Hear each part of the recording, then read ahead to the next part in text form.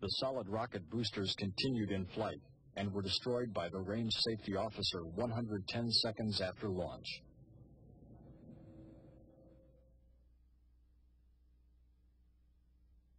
Data from nearly 200 cameras were analyzed during the investigation. The following sequence of events is based on the evaluation of film, video, and telemetry data. This graphic indicates viewing angles for 3 cameras in the vicinity of the launch site. The first view shown is from camera E63 at the lower right of the chart. At 0.678 seconds into the flight, a strong puff of gray smoke can be seen spurting from the vicinity of the aft field joint on the right solid rocket booster. The vaporized material streaming from the joint indicates there was not complete sealing action within the joint. This second view is from camera E60. The smoke can be seen between the right SRB and the external tank, and initially moves in the upward direction. The angle between this view and E63 is approximately 100 degrees.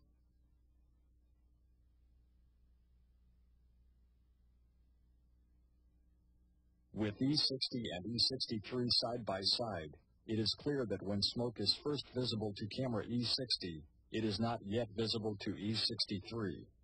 0.2 seconds later, it becomes visible to E63 and is seen in multiple lobes, or puffs, reaching maximum visibility at about 1.9 seconds.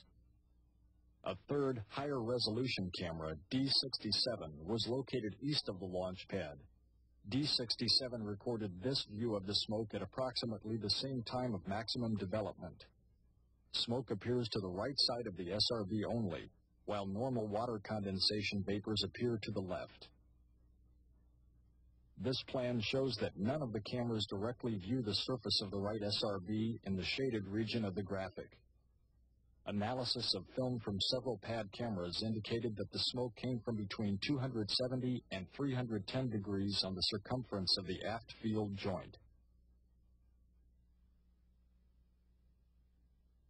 As indicated on these pre-flight photos, the smoke emerged from just above the strut, between the SRB and ET, at a point along the longitudinal axis near the aft field joint.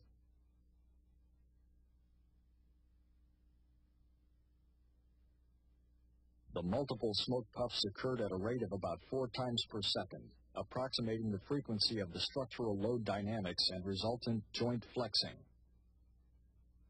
This greatly exaggerated computer animation depicts the flexing of the SRB joint. This flexing increased the gap between the tang and clevis at the location of 2 rubber O-ring seals. Last evidence of smoke above the aft attach ring appears at 2.733 seconds. The last indication of smoke dispersing below the aft dome appears at 3.375 seconds. Film records of the assembly of the solid rocket booster were reviewed to determine any evidence of cause for the smoke. Photographs taken just prior to mating of the booster segments at the aft field joint show the O-rings installed in the grease clevis grooves. A subtle variation was detected, but through computer enhancement was determined to be a shadow caused by irregularities in the grease. No evidence of O-ring defects was observed in any of the stacking photography. The facility gaseous hydrogen vent arm was not captured after retraction at launch. Film analysis, however, showed that it did not rebound and contact the vehicle or contribute to the accident. Post-launch inspection of the hold-down posts revealed that the kickspring assemblies on 4 of the posts were missing. Detailed analysis determined that the assemblies could not have become detached prior to T+850 milliseconds and were not a contributing factor to the smoke observed at liftoff. The next significant event was the development of the SRB burn-through plume.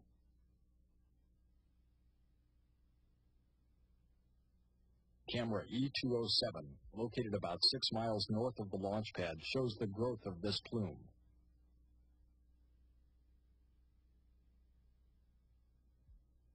The first evidence of flame appeared on the right solid rocket booster at 58.788 seconds. This occurred as the main engines had been throttled up to 104% thrust and the SRBs were increasing thrust. Camera E203 was located west of the launch site and gives an aft view. The exposure was set for the booster nozzle plumes. This graphic illustrates the location of the flare.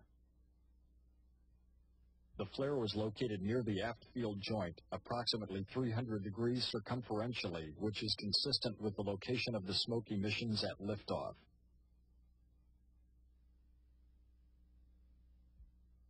Within half a second, the flame had grown into a continuous and well-defined plume. At about the same time, telemetry showed a divergence in chamber pressures between the right and left SRBs. Pressure in the right SRB chamber was lower as a result of the growing leak. The plume is seen here impinging directly onto the surface of the external tank and the lower aft strut at 60.248 seconds. At about 62 seconds, the control system elements began to respond to the forces caused by the plume. As recorded on E207 and E204, the first visual indication that the anomalous plume penetrated the external tank was seen at 64.66 seconds as an abrupt change in the shape and color of the plume. This is an indication of hydrogen leaking from the external tank.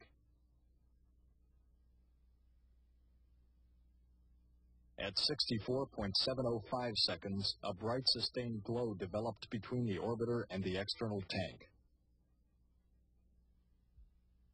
Slight changes in the hydrogen tank pressure telemetry data confirmed the leak 2.2 seconds later at 66.8 seconds, when the LH2 tank pressurization system could no longer maintain its normal repressurization rate. At 72.6 seconds, the LH2 tank pressure could no longer be maintained, indicating that the leak path had significantly increased and was growing rapidly.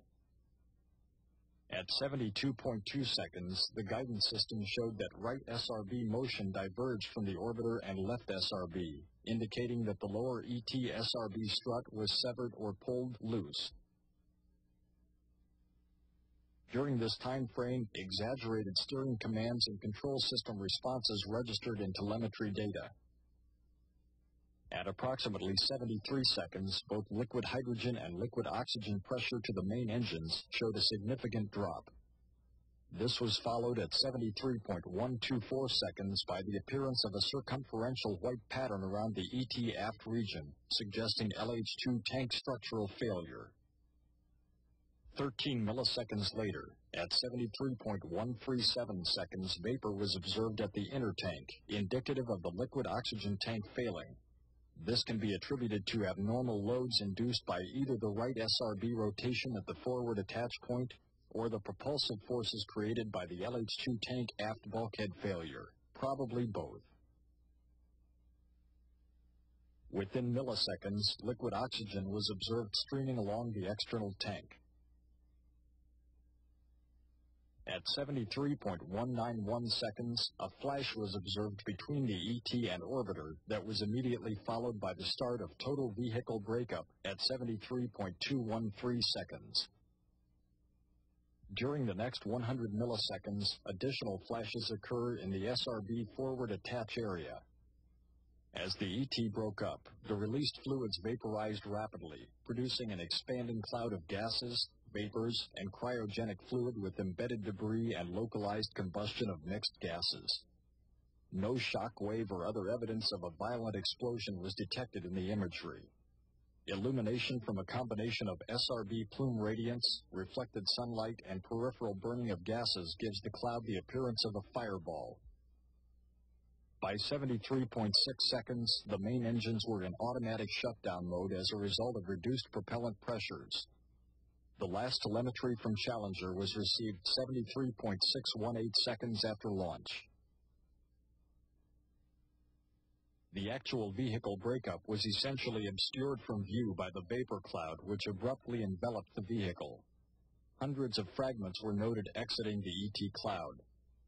Those identified included the shuttle main engines, the left wing, crew cabin, and both SRBs.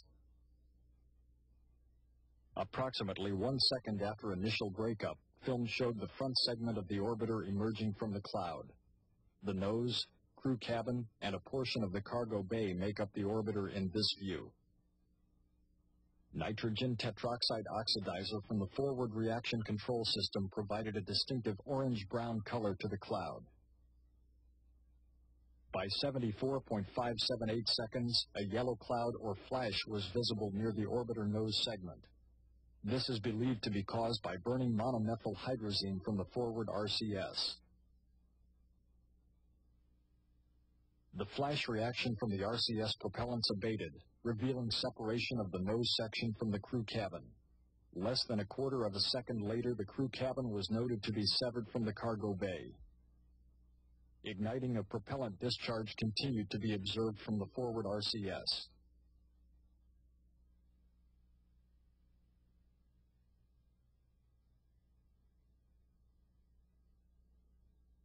A camera south of the launch pad recorded a wider array of debris exiting the vapor cloud.